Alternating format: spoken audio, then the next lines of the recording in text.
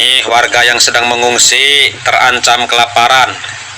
Jadi kepada para pemerintah Jawa Tengah, kami minta tolong agar secepatnya dipulangkan ke kampung masing-masing. Sekian, terima kasih. Dari terdampak musibah bencana alam senilai jumlah orang berapa? 89 yang dewasa. Terima kasih Bapak, semoga Bapak dilindungi sama Allah. Kami semua mendoakan ya kawan-kawannya. Dilindungi sama Allah, diberi kekuatan dan kesehatan dan juga lebih bagus ke depannya ke pemerintahnya Pak Dedi di Jawa Barat. Terima kasih Bapak. Terima kasih. Assalamualaikum warahmatullahi wabarakatuh. Tolong Bapak Aing ya, Bapak Aing, Bapak KDM, tolong kami secepatnya, ini warga Jawa Tengah semua. Assalamualaikum warahmatullahi wabarakatuh. Saya perwakilan orang yang terdampak musibah bencana alam. Terima kasih Pak Dedi yang sudah peduli sama kami. Hutan abadi tadi rencana hutan abadi. Iya.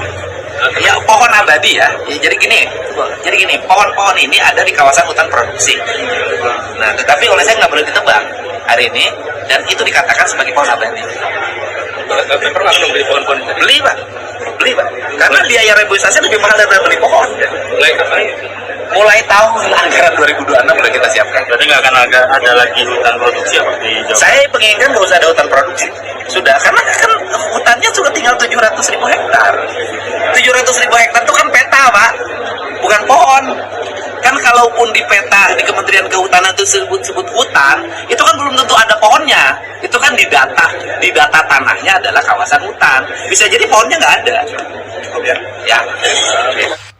Pak Lutfi, kemana Pak Lutfi? Warga Jateng yang terdampak bencana Aceh dikasih bantuan oleh Kang Dede Mulyadi. Terus kemana Pemprov Jatengnya? Nggak nongol-nongol. Bisa-bisanya itu Bapak Aing deui. Mau diributin terus, mau diceritain terus, mau menjadi perbincangan tanpa henti, atau dianggap sebagai sebuah peluang. Saya termasuk orang yang menganggap hari ini adalah peluang. Peluang siapa? Kita ini peluangnya. Apa itu? Ada duit 50 triliun di Jawa Barat. Ada pengurangan memang di Jawa Barat. Hari ini Jawa Barat kehilangan 5,7 triliun. Dari statistik ekonomi, kabupaten kotanya mengalami penurunan pembiayaan 5,7 triliun. Tapi ada 50 triliun. Ayo, mau dibaca sebagai apa? Mau peluang, mau apa? Saya baca ini peluang. Nggak apa-apa deh. Saya puasa, infrastruktur kami bangun, sekolah kami bangun, nggak apa-apa. Perjalanan dinas kami potong, snack kami potong, baju potong, semua potong, nggak apa-apa. Listrik dimatiin sebagian, wifi dimatiin sebagian, air diirit, kami ngirit, nggak apa-apa. Tapi infrastruktur tetap akan kami bangun, sekolah akan kami wujudkan, irigasi akan kami bangun, PCU akan kami bangun di mana-mana. Saya ingin dalam 5 tahun Jawa Barat sudah terwujud seluruh mimpinya. Tapi saya akan baca peluang yang 50 triliun itu. Bagaimana? Hei, ada pisang yang disajikan tiap hari.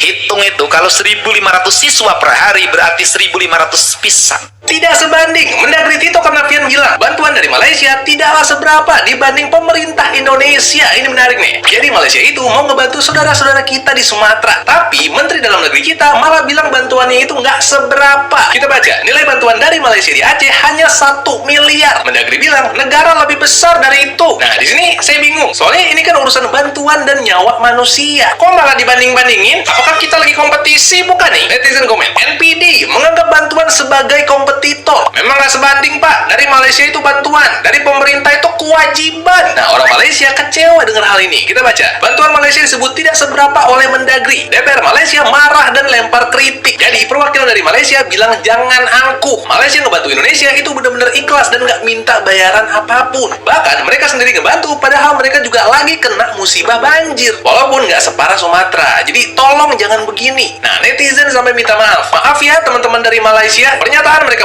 ini tidak mencerminkan rakyatnya. Di sisi lain, ada berita ini. Kemensos siapkan jaminan hidup 10.000 per hari untuk korban bencana Sumatera. Kalau menurut kamu gimana? Saya mau dengar pendapat kamu.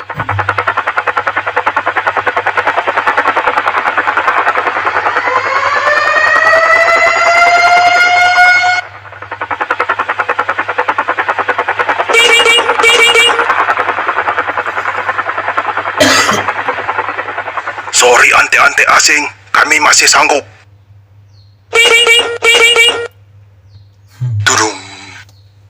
Bisa-bisanya bikin kartun penolakan bantuan.